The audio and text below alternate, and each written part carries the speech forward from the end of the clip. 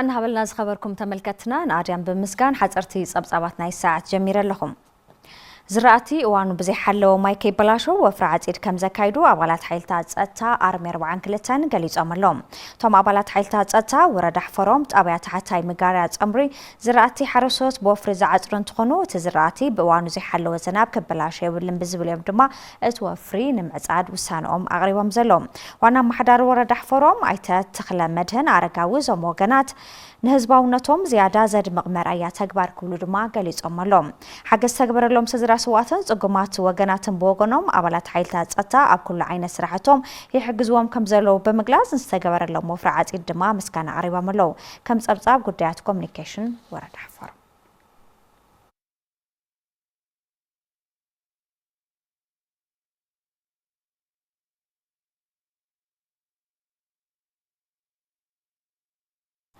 ምድላው ዝኽሪ 50 ዓመት ኩናት ትግራይ ኣብ ኣሜሪካ ዋሽንግተን ዲሲ ከም ዘካየድ ተገሊጹሎም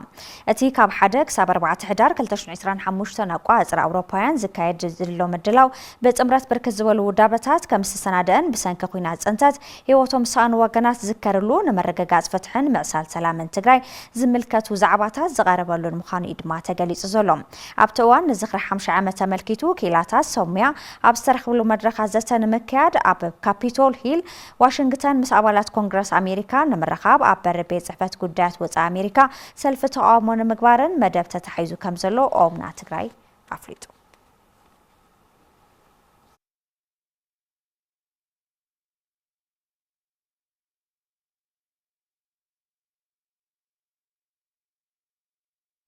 ታሪክ ኩናት ዓድዋ ናብ መስሕብ ቱሪዝም ልምዓት ንምስግጋር ኣብ ዝዓለመ ፕሮጀክት ፓርክ መዘከርታ ዓወት ዓድዋ ዘተ ተኻይድሎም በብዓመቱ ዝኽሪ ኩናት ዓድዋ እናተኻይደ ዝመጸ እንትኾን እቲ ኩናት ኣብ ዓድዋን ከባቢያታት ዓድዋን ዝርከቡ እምባታት ዝተኻየደ ምዃኑ ዘዘኻኽሩ ምሁራን እቲ ዓውዲ ዛጊድ ናብ ዘላቕን ዘተኣማምን ረብሓ መስሕብ ቱሪዝም ልምዓት ዕዮታት ኣይተኻየደን ክብሉ ድማ ገሊጾሞም ብመዳይ ተሓቀኛን ታሪኻውን ፍጻመት ዘመን ዝምጥን ብቋንቋ ትግርኛ ብዛዕባ እቲ ምጽዋት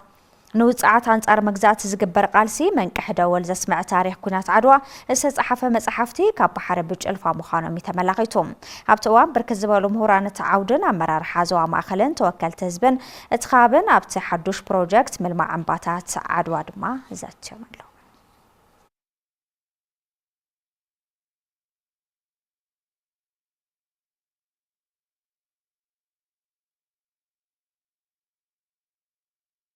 ኮሚሽን ሃርበኛታት ትግራይ ናስር መምሑር ቅድሚ ዝተወሰነ መዓልታት ኣብ ዝሃብዎ መርሀ መልኪቶም ምቕረታ ሓቲቶም ኣለው እቲ ዛዕባ ኣብ ማእኸል ሕክምና ሰሜን እዝ ሱሳ ኣካል ጉድኣት ዝበፅሖም ተጋደልቲ ዕውት መጥባሕቲ ሕክምና ምስላጡ ስዒቡ ዝተዋሃበ ሓበሬታ ከም ዝኾነ ገሊጾም እቲ መጥባሕቲ ብኣብዝሓ ዕውት ብዝኾነ መንገዲ ምስላጡ ደጊሞም ዝገለጹ እንትኾን እቲ መጥባሕቲ ሕክምና ብልቓሕ ዝተረኽበ 130 ሚልዮን ብር ወጻኢ ዝተሰርሐ እንትኸውን ካብ ዲያስፖራ ሰሜን ኣሜሪካ ብዝተረኸበ ሓገዝ ከም ዝኾነ ገይሩ ዝተገለጸ ጌጋ ምዃኑ ሓቢሮም በዚ ጌጋ ዝተፈጠረ ምድንኻር ከም ኮሚሽን ሃርበኛታት ትግራይ ኮሚሽነር ናስር መምሑርዮም ይቕረታ ሓቲቶም ዘሎም ስሳ ዝኾኑ ኣካል መጉዳእቲ ዝበፅሖም ተጋደልቲ ሕክምና መጥባሕቲ ክግበሩሎም ካብ ዲያስፖራ ሰሜን ኣሜሪካ $150,000 ሃፍቲ ንምእካብ ዝተገበረ መረዳእ ዲያስፖራ ብዝተፈላለዩ ሃፍቲ መተኣኻኸቢ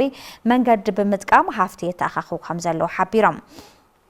እዚ ገንዘብ ከም ዝርከብ ተስፋ በምጋር ድማ ታፍቲ ክሳብ ዝተኣኻኸብ እቶም ጉድኣት ክሕከሙ ስለ ዝግባእ ብልቓሕ ክሕከሙ ተገይሩ እዩ ዝበሉ ኣይተናስር ኣብዚ ግዜ ንሚድያታት ኣብ ዝተዋሃበ መግለፂ እቲ ገንዘብ ብልቓሕ ዝተረኽበ እናሃለወ ካብ ዲያስፖራ ከም ዝተረኽበ ተገይሩ ከም ዝተገለጸ እዚ ድማ ጌጋ ከም ዝኾነ ገሊጾም ነዚ ዝተፈጥረ ጌጋ ድማ የቕሬታ ዝሓተቱ እቶም ኮሚሽነር ኣብ ኣሜሪካ ዝርከቡ ዲያስፖራ ተጋደልቲ ንምሕካም ዝጀመሩ ሃፍቲ ምትእኻብ ኣጠናኺሮም ክቕጽልሉ ድማ ጻውዒት ኣቕሪቦም ከም ጸብጻብ DW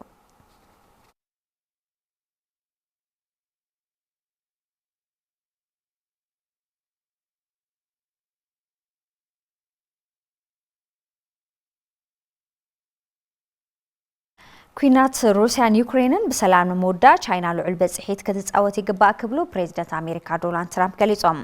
ምስ ፕሬዚደንት ቻይና ሺ ጂንፒንግ ኣብ ደቡብ ኮርያ በምርኻብ ሃናጻይ ዲፕሎማስያውን ዘተ ከም ዘካይዱ ዝጠቐሱ ዶናልድ ትራምፕ ቻይና ኩናት ሩሲያን ዩክሬንን በሰላም ንኽውዳ ልዑል ግደ ከም ትጻወት ዘለዎም እምነት ምግላጾም ድማ ጸብጻብ አልጀዚራ ኣመላኺቱሎም ምስ ሓያል ሃገርን ልዑል ቁጠባን ዘንቀሳቐስ መራሒ ቻይና ዝነበረ ነጻንሒት ውጽኢታዊ ነይሩ ዝብሉ ትራምፕ ዝርከብ መርኣያ ቁጠባውን ዲፕሎማስያውን ዓወታት ሃገሮም ገይሮም ከም ዝቆጽርዎ ዋሽንግተን ፖስት ያው ጸብጻብ ኣስፊርዎም ቻይና ኩናት ተጋድድ ንዘላ ሩስያ ናብ ሰላማዊ ዘተ ንኽትመጽእ ሓጋዚት ክትኸውን ኣብ መረዳእ ከም ዝተበጽሐ ዝሓበሩ ትራምፕ በኣሜሪካን ሃገራት ኣውሮፓን ዝተፈላለዩ እገዳታት ክበጽሕዋ ጸንሑ ሩስያ ካብ ተወሳኺ እገዳ ንምድሓን ጻዊዕ ሰላም ክትቅበል ከም ዘተሓሳሰቡ ጸብጻብ ዋሽንግተን ፖስት ይጠቒሱ ዘሎ ገብረ እግዚአብሔር ሓይሉ ዝምድላው ኣሰናዲዎ